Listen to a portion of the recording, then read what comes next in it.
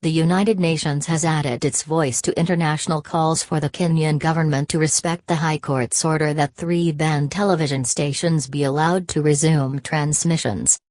The UN Human Rights Agency echoed statements on Thursday by the United States and European Union urging the government to suspend its closure of the stations and uphold freedom of the press.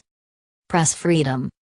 We are also concerned at the government's attempts to interfere with the rights to freedom of expression by reportedly warning that participation in the Raila Odinga inauguration ceremony would lead to revocation of licenses, the UN Rights Agency said.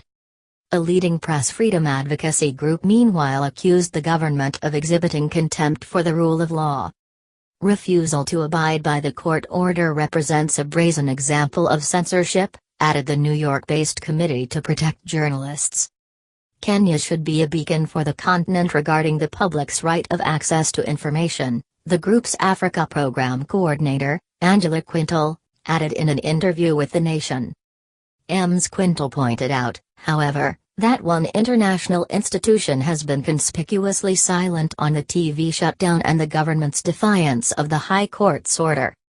The African Union should be much stronger on this, she said, noting that a February 1 statement by AU Commission Chairman Moussa Faki Mahamat failed even to mention the ban on the broadcasters. Mr. Mahamat did express concern over Mr. Odinga's Uhuru Park ceremony, declaring that the African Union rejects all actions that undermine constitutional order and the rule of law. Ms. Quintal noted that the AU has appointed a special rapporteur on freedom of expression and access to information. All AU member states are also signatories of the Universal Declaration of Human Rights, a section of which upholds the right to freedom of opinion and expression, Ms. Quintal added. Other NGOs focused on democratic norms had earlier called attention to what they described as the erosion of press freedom in Kenya. Autocratic rulers. Washington-based Freedom House noted in a report last year that Kenya's constitution provides protections for freedom of the press. However, Freedom House added, government officials have exhibited intolerance for critical media, including through the introduction and approval of restrictive legislation that has been invoked to arrest media workers.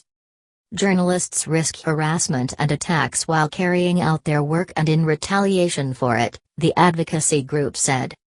Despite the State Department's call on Thursday for implementation of the High Court order, the Kenyan government may be calculating that it can safely regard such comments by the Trump administration as mere rhetoric.